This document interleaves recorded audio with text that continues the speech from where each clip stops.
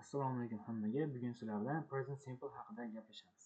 Xo'p, present simple haqida gaplashishdan sizlarga bitta narsani aytib qo'ymoqchiman. Hech qachon bunaqa formula yodlab present simple ni o'rgana olmaysizlar. Ya'ni subjectdan keyin verb keladi yoki verb subjectdan keyin bitta signal so'z keladi. Signal verb deb yodlasanglar hayotda yodlolmaysizlar. O'shaning uchun buni qachon va qayerda qo'llashni bilib olsanglar bo'ldi. Bunaqa formula degan narsalar kerak emas. Xo'p, biz buni qachon ishlatamiz? Birinchi holati doimiy, odatiy, kundalik ravishda tez-tez qilib turadigan ishlarimiz uchun mana shuni ishlatamiz. Misol uchun, men odatda kitob o'qib turaman yoki kundalik ravishda men mashq qilaman yoki orada tez-tez tennis o'ynab turaman. Shunaqangi takrorlanib turuvchi yoki doimiy yoki bo'lmasam odatiy ishlar uchun shuni ishlatamiz. Ya'ni hobbilar uchun desa ham bo'laveradi. Qaysi bir ma'noda. Xo'p, shunaqa bo'ldi, shuni bilib olsa bo'ldi, boshqa narsa kerak emas. Misol uchun buni qanday gap tutamiz? Birinchi gapni egasi keladi, I deymiz. Gapni egasi degani men, you, sen, they, ular, biz yoki u degan narsalar. Shularni mana shu so'zlar. Demak, gapni egasi keladi. I deyman. Xo'p, men nima qilaman? Men aytishim mumkin, men har doim kitob o'qiyman. I read. Men kitoblar o'qiyman. Bo'ldi mana. Shuni o'zi aytadi. Yoki bo'lmasam I play chess. Men shaxmat o'ynayman. Yoki aytish mumkin I eat fast food. Men onda-sonda bir fast food yeb turaman. Ana endi qaranglar, men aytdim, men har doim kitob o'qiyman dedim. I men degani read books, kitob o'qimoq. Men kitob o'qiyman. Bu fe'lga hech narsa qo'yilmaydi. O'shaning uchun ham bu eng oson zamon. Endi qaranglar, mana shu joyda har doim degan narsa qolib ketdi. Ana o'sha narsa mana bu narsalar bo'ladi. Mana bu signal so'zlar bo'ladi. Ya'ni always degani har doim, often, tez-tez, sometimes, odatda, yo'q, ba'zida degani, rarely degani juda ham kamdan kam degani. Every day har kuni, every month har oyi, every week har hafta shunaqa ketaveradi. Every year har yili. Misol uchun mana men aytyapman, I read books. Men kitob o'qiyman. Ana endi mana shu yerda always ni qo'yamiz. Men har doim kitob o'qiyman yoki shaxmat o'ynayman. Men misol uchun tez-tez o'ynayman. Har kuni o'ynayman, lekin tez-tez o'ynab turaman. I often play chess. Men tez-tez shaxmat o'ynab turaman. Yoki bo'lmasam, xo'p, men fast foodni onda-sonda bir yeyman. Har doim emas, o'shaning uchun rarely deyman. Men kamdan kam fast food yeb turaman deyman. Bo'ldi, mana shu narsa present simple bo'ladi. Qiyin narsa yo'q.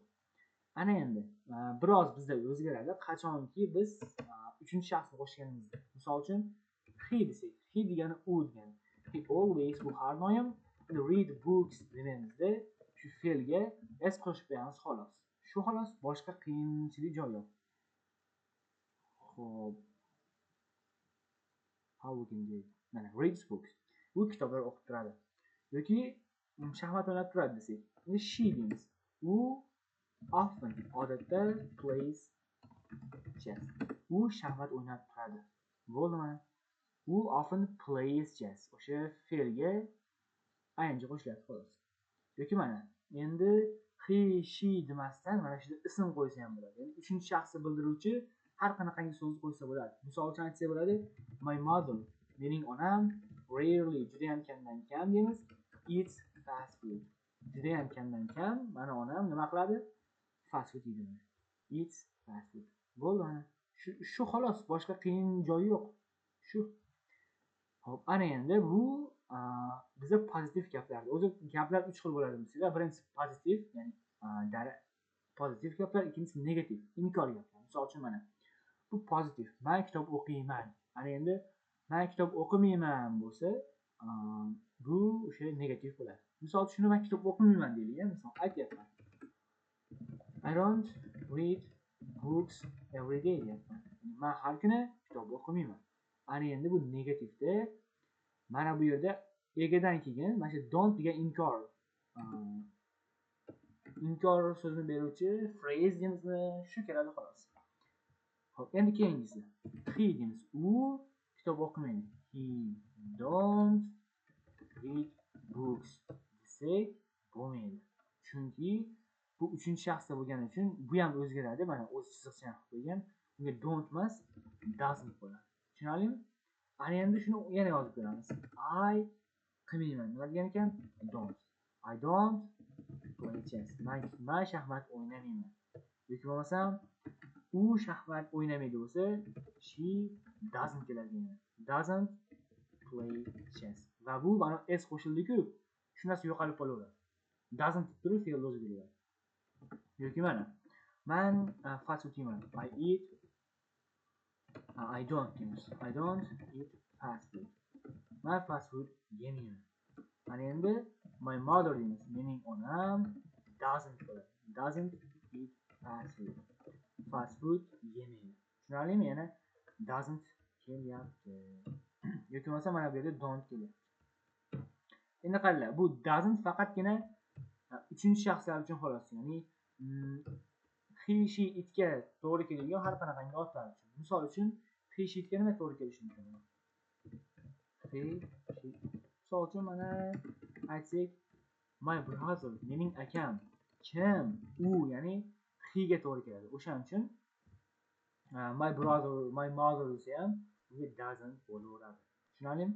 Menimcha bu oddiy narsani chuqur tushuntirishim kerak yo'q. Bo'ldi, mana shu xolos. Bunaqa boshqa qiyin joyi yo'q.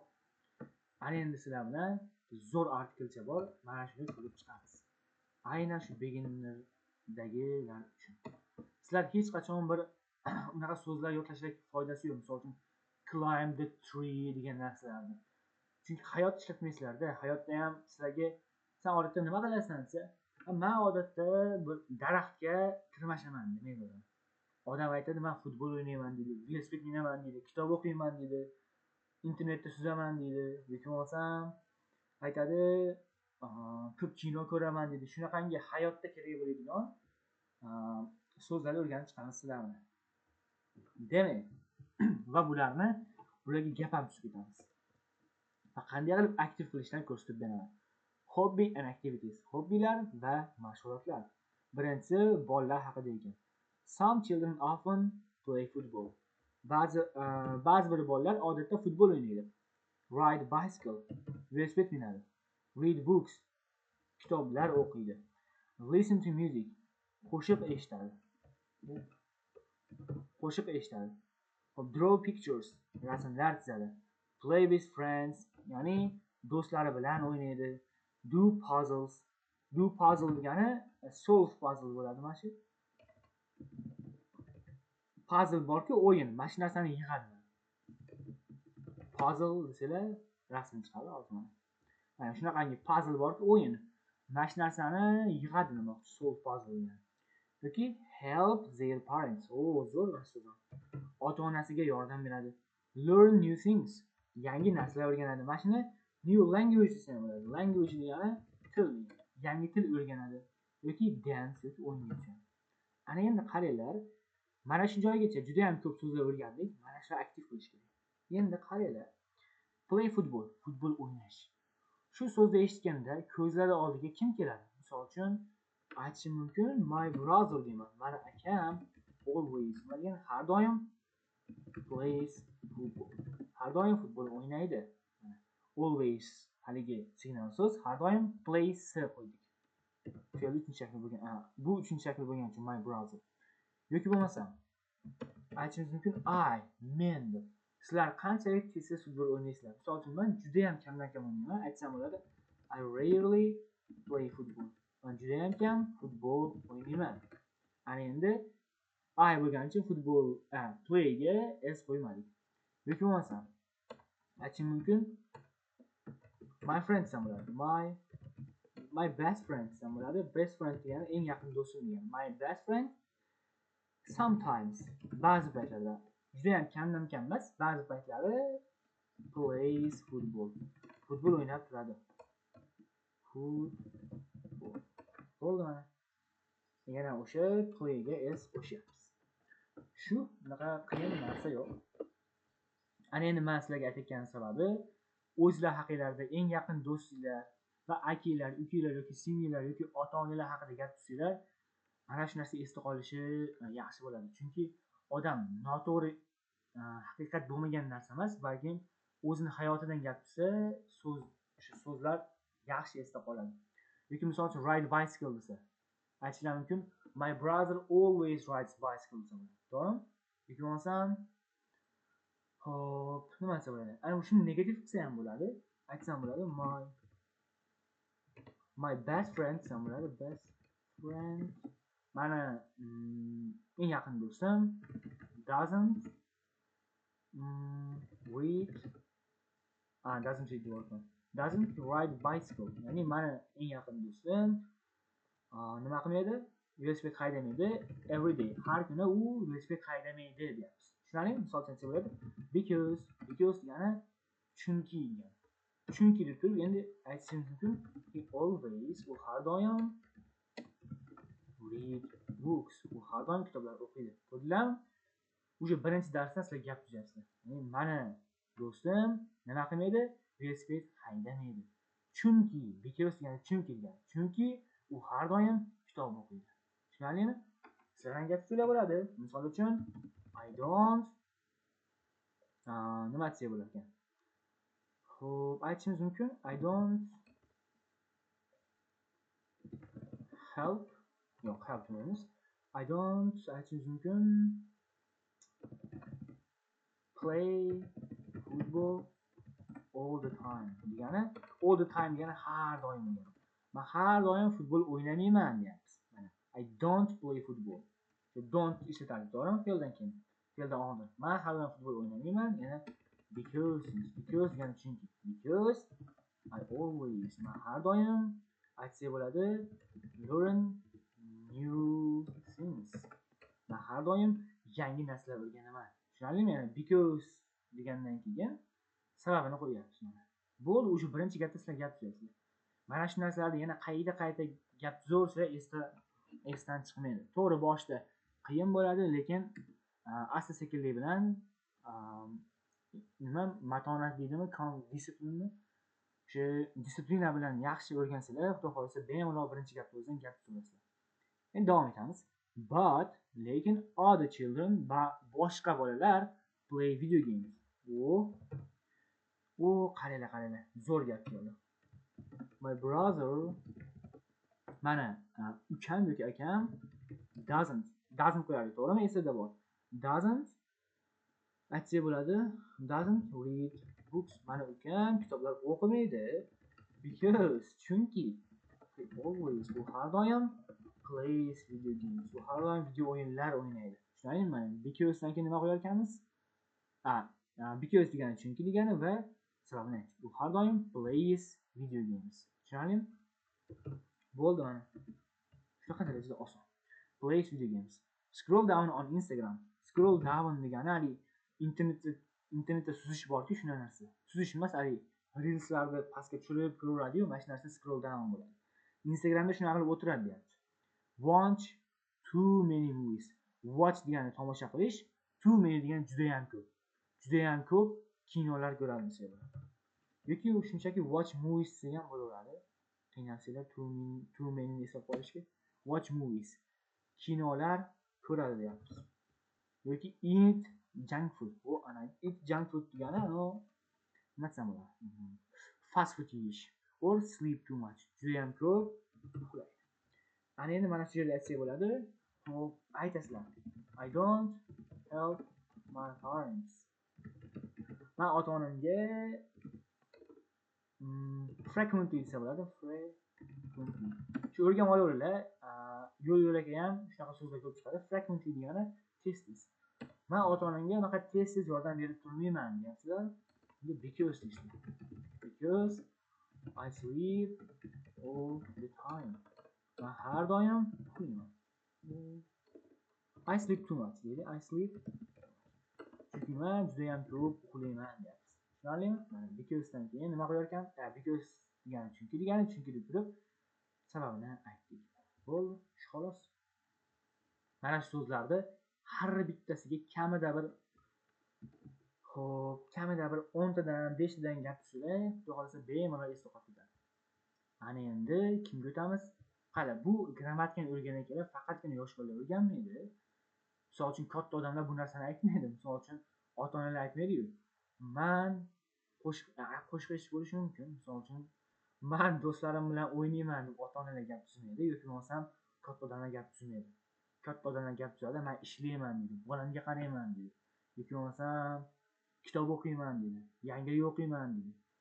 Yoki g'iybat qilaman deydi. O'shanaqangi so'zlarni biz adultlar uchun ham ko'rib chiqamiz, ya'ni yosh kattalar uchun. Xo'p, demak, some adults, ba'zi bir kattalar go to work, nima qiladi? Ishga boradi. Clean the house, uyni tozalaydi. Cook meals, ya'ni ovqatlar pishiradi. Water the garden, ya'ni bog'ni sug'oradi. Mana shu gaplarimiz qarang. I don't water the garden. Ya'ni men bog'ni suv bilan ta'minlamayman, ya'ni bog'ni sug'ormayman. Because degani chunki degani. Chunki I always, men har doim read books deyman. Yoki I always play with my friends. Men har doim do'stlarim bilan o'ynayman. Play with my friends degan so'zni mana bu yerda ko'rgandik. Mana ko'rdim, shunaqa yozish oson. Chunki men har doim do'stlarim bilan o'ynayman. Xo'p. Look after children degani bolalarga qarash. Go shopping, bozorlik qilish. Bozorlik qiladi. Talk with friends, do'stlari bilan suhbatlashadi. Exercise, bu zo'r so'zlar, mashq qiladi. Read books yana kelyapti, kitoblar o'qiydi. Play chess, shaxmat o'ynaydi. And read news degani yangiliklarni o'qiydi degani. Tushunding? Xo'p, endi others, ya'ni boshqalar bo'lsa smoke cigarettes. Negativ narsa chiqishni boshladi-yu. Sigaret chekadi. Amnitsiyalar qaranglar. Xo'p, nima deymiz? My brother, mening akam often smokes cigarettes. Mening akam tez sigaret chekib turadi.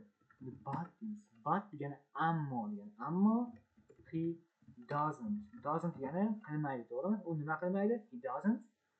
He doesn't aytsa bo'ladi. Exercise. Nima degani? Exercise degani mashq qilmaydi. Tushunarlimi? But yana shunaqa qo'shimcha linking wordlarni o'rganib ketaverasiz. Yo'l-yo'lakay buni alohida bitta mavzu qilib o'tish keragi yo'q. Mana shu yo'l-yo'lakay o'rganib ketaverasiz. But degani ammo. Endi butga, because'ga gap tuzinglar bo'ladi. Misol uchun butga nima aytsa bo'ladi? Xo'p, but inkor ma'noda. Misol uchun men aytsam I always aytishim mumkin. Play chess.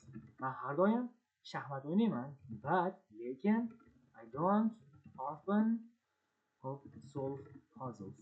Lekin men unaqa tez puzzle'lar terib turmayman. Often shart emas. Lekin men puzzle termayman. But degani nima degan ekan? Lekin degan ekan. Yoki aytsa bo'ladi I learn new languages. Boya ko'rdik tepada. Learn new languages degan til o'rganish. Men yangi til o'rganaman, ammo I don't read books, ammo kitoblar o'qimayman. Tushundingmi? Mana butga ham shunaqa gaplar tushib ketsa bo'ladi. Eng qizig'i but, because hammasi o'sha IELTS o'tganlaringda kelgan so'zlar. Xo'p. Boshqalar sigaret chekadi. Watch too much TV. Juda ham ko'p televizor ko'radi. Gossip, g'iybat qiladi. And spend too much time, too much money. Juda ham ko'p pul sarflaydi deyapti. Tushundingmi? Shuni gap tuzilib bo'ladi. Misol, nima desa bo'ladi? I don't like my brother. Men akani yoqtirmayman deymiz. Because chunki he spent too much money. Juda ham ko'p pul sarflab yuboradi deyapmiz. Tushundingmi? Bu shunaqa darajada oson. Mana shu so'zlarning har bittasini yodlab olinglar, chunki bu hammasi IELTS da ham keladi. Nafaqat IELTS da keladi, balkim hayotda ham uchraydi, to'g'rimi? Sizlarga hech qanaqangi bir varrak uchirish, daraxtga tirmashib chiqish degan narsalar hayotda kelmaydi. Bu IELTS da ham kelmaydi. Sizlarga keladigan narsalar ishga borish, uyni tozalash, ovqat pishirish, yana bitta gap aytamiz. Zo'r gaplar kelyapti. Aytsak bo'ladi. I don't nima degani? Men qilmayman. I don't play with my friends. Men do'stlarim bilan o'ynamayman. Friends all the time. Har doim men do'stlarim bilan o'ynamayman. Because chunki I always men har doim nima qilaman? I always look after yana qaramoq. Look after my little brother. Men kichkina ukamga qaraman. Bo'ldi, juda shunaqa darajada oson qaraydi. Faqat dangasa bo'lmaslik kerak xolos. Chunki har bitta so'zni ko'rdik. Play with friends ko'rdik tepada, look after tepada ko'rdik. Har bittasini ko'rdik. Faqat shularni yodlab gap ustida bu. Xo'p, ana endi. Hop, shu present simple degani mana shu narsa. Ana endi sizlarga oxirgi videoning oxirida sizlarga qanday qilib bunga gap emas, so'roq gap tuzishni ko'rsatib beraman. Juda ham oson. Birinchi do deb yozib olasizlar. Bu endi gapni egasi keladi. Misol uchun do you deb bo'ladi. San, do you play chess? San shaxmat o'ynaysanmi? Bo'ldi, savol tuzildi. Misol endi ha, o'ynayman demoqchi bo'lsanglar, yes, ha.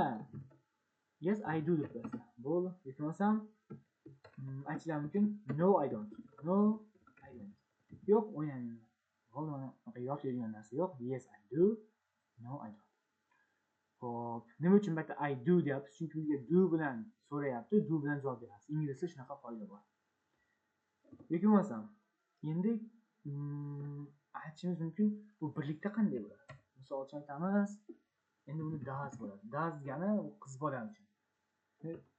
Pasport bo'lsa ham bo'ladi. Does deb turib she desa bo'ladi. U nima qiladimi? Does she read books? U kitoblar o'qiydimi? Yoki bo'lmasa aytsa bo'ladi. Does kim? Or does your mother cook meals? Ya'ni sening onang ovqat pishiradimi deb aytsa bo'ladi. Qaranglar. No, she doesn't desa bo'ladi. Bu degani yo'q. U ovqat pishirmaydi degani. Tushunarlimi? Ana endi qaranglar. Because deganni o'rgandik-ku, o'shani yozamiz.